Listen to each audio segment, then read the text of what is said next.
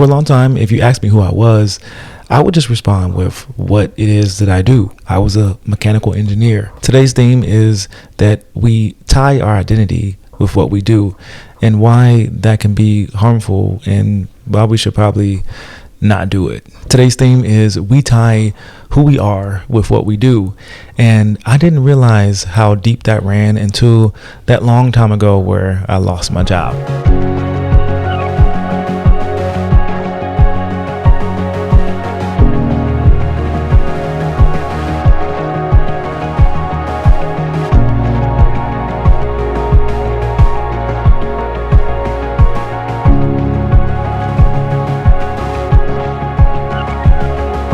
For a long time, I was a mechanical engineer. I went to school to be a mechanical engineer, and even before that, my dad was a mechanical engineer. So I went to school not wanting to be like my dad, but knowing that that was something that kind of was in me, right? I kind of followed along in his footsteps and did some of the same things that he did. And I found myself enjoying and loving math after years of not having a good relationship with math. I actually remember my 8th grade year speaking with a teacher about my ability at math. I was in an advanced math class, and she told me and my mother straight up, I don't think he's going to make it through this course. I don't think he's capable. I think he needs to go to a lesser course. But that was enough fuel for me to prove her wrong. And now that I think about it, a lot of my life has been about proving people wrong. And I was very underestimated when it came to, math and even science. And once I was told that it was something that I couldn't do, I immediately responded in a way that, I will show you that I can do it. And I took on math. Math was amazing for me. Went on to do mechanical drafting in high school. And then I just naturally went into Virginia State University, learning and wanting to do mechanical engineering technology. So I studied calculus. I studied thermodynamics, dynamics, some of the laws of physics as well. Just all the things to do with mechanical engineering and mechanical engineering design. I was a CAD designer. I loved CAD, designing, different parts on a 3D computer-aided design program. That was my thing. SolidWorks, Solid Edge, Autodesk. All of those things were kind of my go-to. I love designing as a mechanical engineer. I took to it well, and I also started the Formula One SAE program. I started the first chapter at Virginia State University, which was something that I really wanted to do, really wanted to pursue. So I went into the workforce and went into the work field. I actually got my first job at Honeywell. Great opportunity for me to get my feet wet, but I didn't want to stay there for long. So I stayed there as long as I could until I found my next job offer, which was at Riggins Company, where I designed heat exchangers and tanks. Now, it wasn't 3D AutoCAD, but it was 2D AutoCAD. I enjoyed it. I loved it. It was something that I really took to, but the travel was too long for me. So after a little bit of fatigue went by, I found another job where I was actually a research development engineer, and I designed for the instrumentation. I designed instrumentation equipment for the tobacco industry, and found some awesome people to be around, and really thought that I found a place where I could stay for a long time, and worked there for a few years, and the fatigue started to get to me where I didn't want to leave the job. The job was easy for me, but I got very complacent, and I understood that the job opportunity that I had was something that was helping me and aiding me, but it wasn't something that was allowing me to grow. And lo and behold, about, I want to say a year after I started feeling that way, that company brought in some people. They learned what we did, and then they took all those operations overseas, where we were just left with a severance check, and they laid off the entire engineering department. And so at that point, I had a choice to make, and that choice was, hey, do I continue pursuing mechanical engineering, or do I pursue some of the things that I really enjoy doing, like video work? I enjoyed taking photos, doing videos. I had started doing photography on the side, and I had started making videos on the side. We had been really taking off in the YouTube, in our YouTube careers, and really just doing well. And I wanted to make a living off of that because I felt like it would excite me more. Because going into the engineering field, I thought there would be more creativity. There isn't much. There isn't much creativity there. It's really by the book. And it should be by the book. Why? Because a lot of times you have people's lives at stake. And so engineering was a awesome opportunity for me. But I noticed that I kind of used the title of being an engineer as something to kind of brag and boast about, instead of being something that I actually enjoyed doing. When people ask me who and what I did, I always told them I was a mechanical engineer. Even for a period of time after I got laid off, I still told them that I was a mechanical engineer. But I didn't realize until that was taken away from me that that was who I identified as over the years. And that was something that I didn't recognize, that once I removed myself from that space, that I would not be able to understand who I was outside of the mechanical engineering industry. And so let me adjust this just a little bit too bright. And so that was one of the things that I had to deal with, right? I had to deal with this identity crisis, in a sense, where I felt like after a while, I was really trying to find out who I was outside of mechanical engineering. But when you're in the midst of something like that, you don't really know that that's what you're dealing with. It took me reading, studying, spending time with myself alone to really understand that that's what was going on with me internally. And this was something that I knew would be a difficult journey to get over. And to be honest with you, I still struggle with understanding that identity to this day.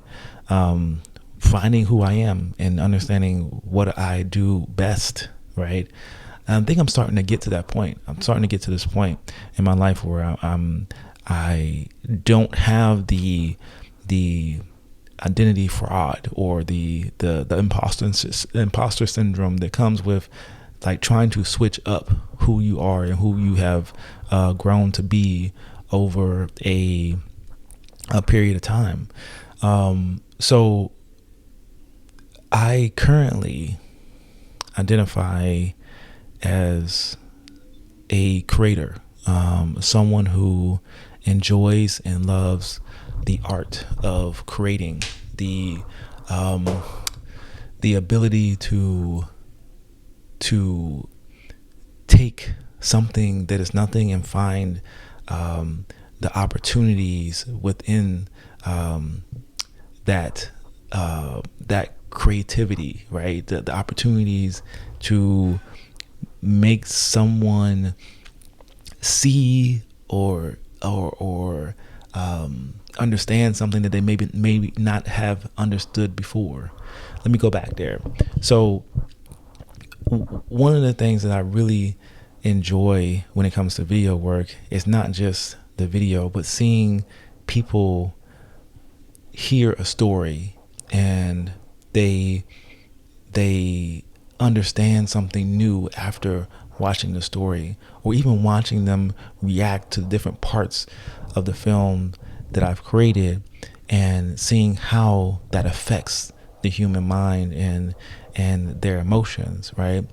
And one of the coolest opportunities I had was working for Destination Church, where I was able to create videos, but very rarely are you able to, when creating videos, very rarely are you able to put a film on screen and watch an audience react to that film. And so that opportunity allowed me to really understand how people react to certain parts of the film. Sometimes you'll create a film and you would think that someone would laugh at this part, but they don't. Or you think that someone will cry at this point of the film, but they don't.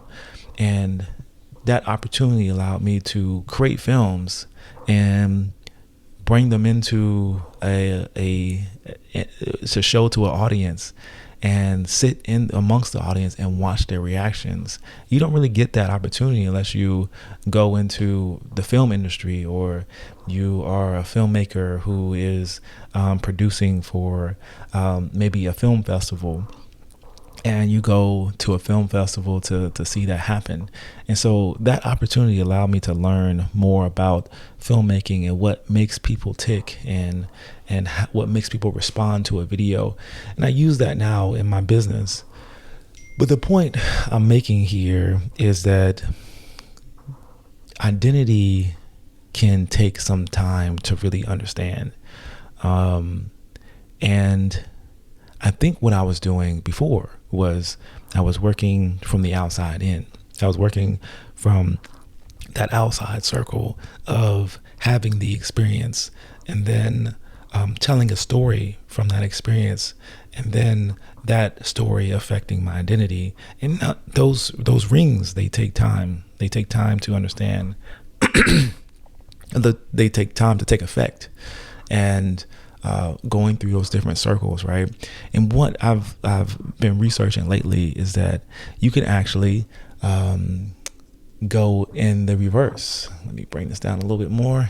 You can actually go in the reverse. It is not necessary for you to wait for that process to happen from beginning to end like that, from the outer experiences to the story that you tell yourself from that experience, to that story becoming your identity. And what I realized is that the experiences I had as a child, the experience as a young child, where I'm in middle school and someone tells me that I'm not good at math. That experience could have went one way or the other. That experience could have went like, oh, I'm not good at math, so my response to that could have been, or my story to that could have been, well, I'm not good at math, so I'm not going to do math things.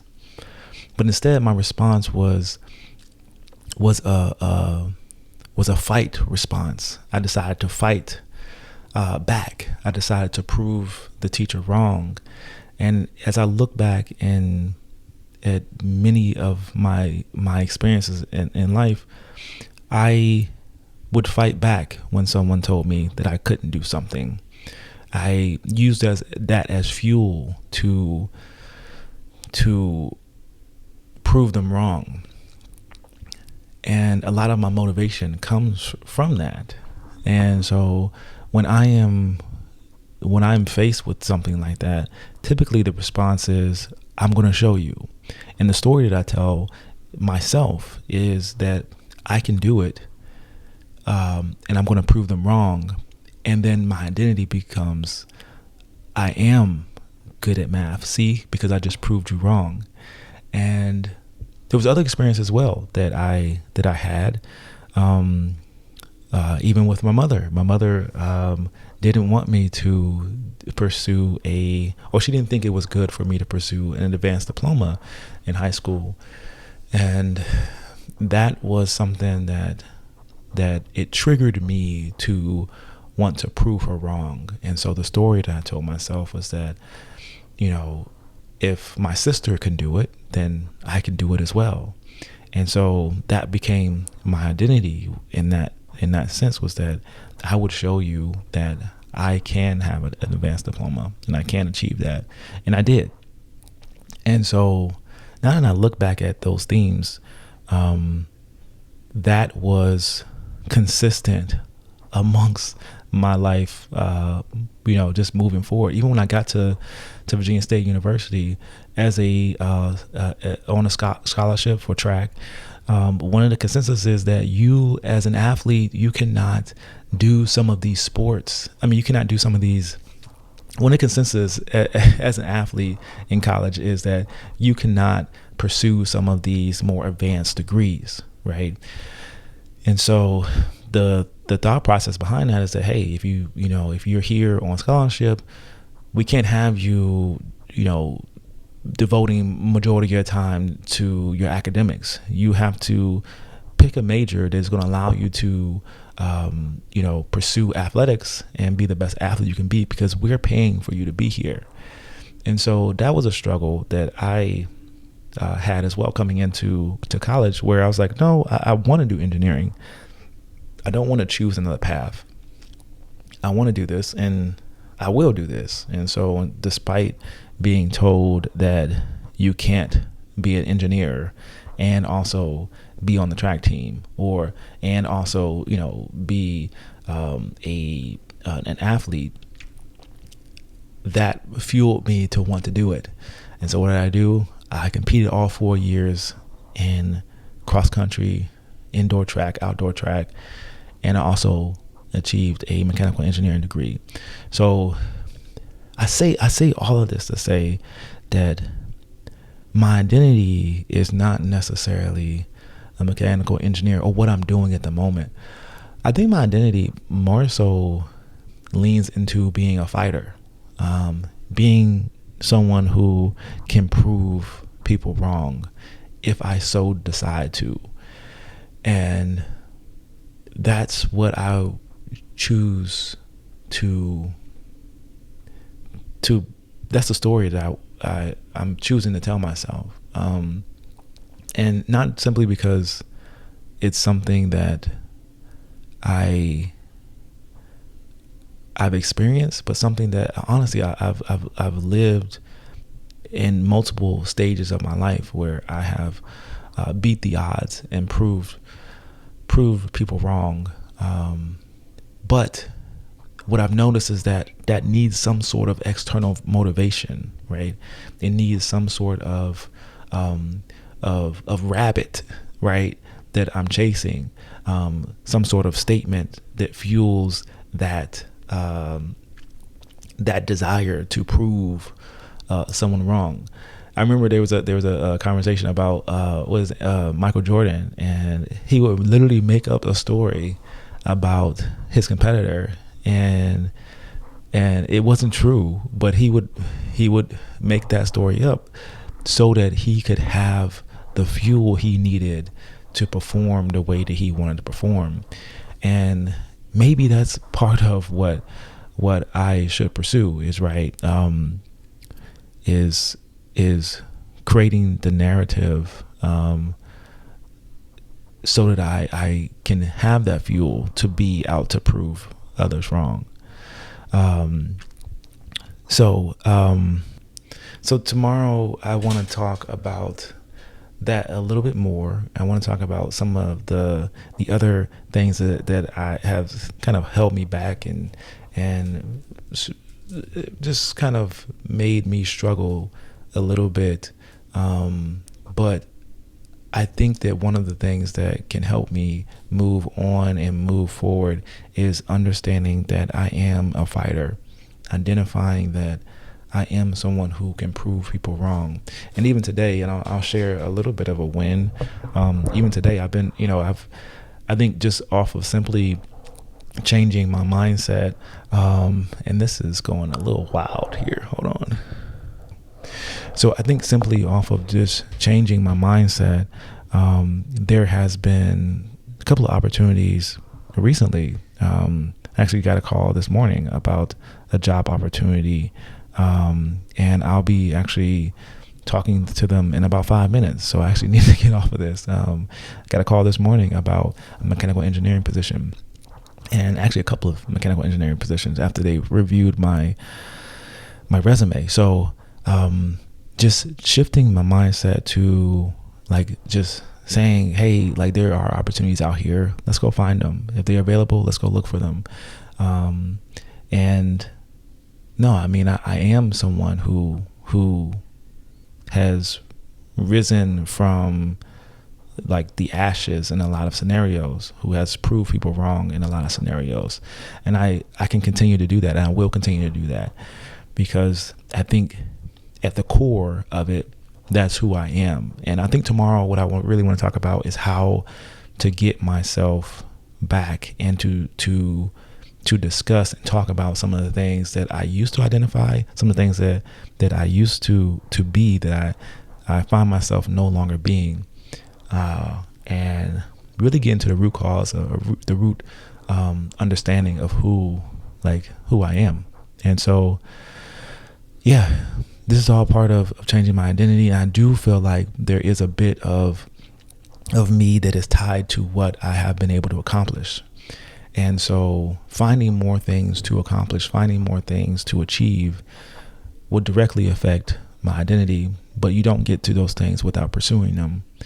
And so my goal is to continue to pursue those things, continue to pursue those opportunities, and prove other people wrong, but also prove myself wrong, prove myself that I can do it. Thank you for watching this video. I'll see you guys in the next one.